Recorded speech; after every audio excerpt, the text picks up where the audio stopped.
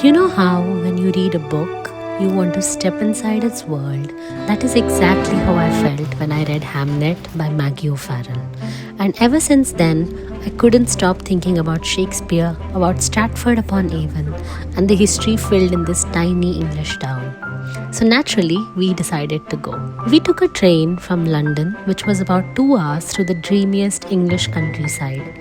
And by the time we arrived, it already felt like stepping into another time. So our first mission was finding warmth. We checked into the cutest little B&B, dropped off our bags, and immediately felt at home. Little room. Teapot.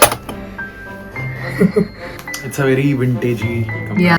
And बहुत aesthetic है वैसे. Yeah, it's actually really pretty. The lamps are so His hosting is also That's the really, main really thing. sweet. Yeah. He gave us where to go and he gave us like a route map of the place. It's been opened.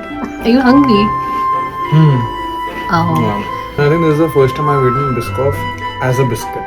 Really? it's Otherwise you always had always it as been like a a... cheesecake or something else. Caramel flavored pie. Excuse me. We headed to a nearby Italian restaurant for pizza and one of the most unexpected pasta dishes I've ever had, topped with chocolate.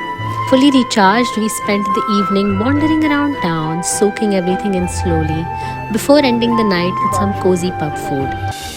Day 2, we got really lucky because it was sunny. After a filling breakfast at our B&B, we headed to the River Avon to join our walking tour, which turned out to be one of the highlights of our trip. The tour brought Shakespeare's world to life in such a beautiful way. We walked through the streets he walked on, saw his school, the guild, and stopped by the church where Shakespeare and his family are buried. One of the most touching moments was seeing the memorial dedicated to Hamnet and Judith Shakespeare by Maggie O'Farrell. And finally, the tour ended at Shakespeare's childhood home. Maybe.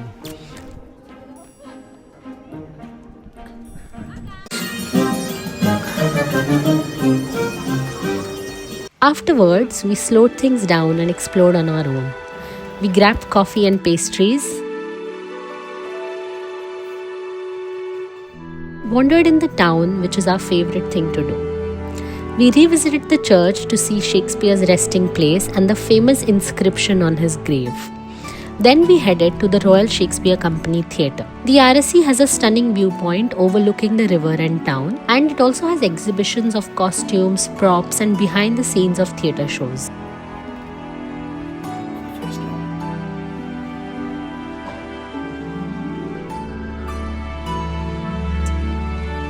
As evening arrived, we sat by the River Avon, letting the stories, the history, the atmosphere from the day sink in, and that was our day 2. For our final day, we kept things slow. We're on our way to Butterfly Farm, which is our first stop of today, and I'm very excited. With the rain returning, we visited the Stratford Butterfly Farm, and honestly, it was such a wholesome experience. Thousands of butterflies were flying around us, and it felt like we stepped into a tropical forest. Okay.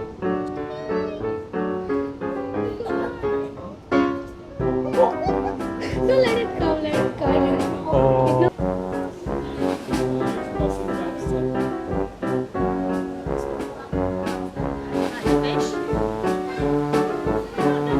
Afterwards, we took one last walk around town, especially along the river, which looked completely different in the rain. Before leaving, we had one final comforting meal, pie and mash, and some classic English breakfast favorites. And just like that, our Shakespeare-inspired trip came to an end. Thank you so much for coming along with us. I hope you enjoyed this little trip to Stratford upon Avon, and I'll see you in the next one.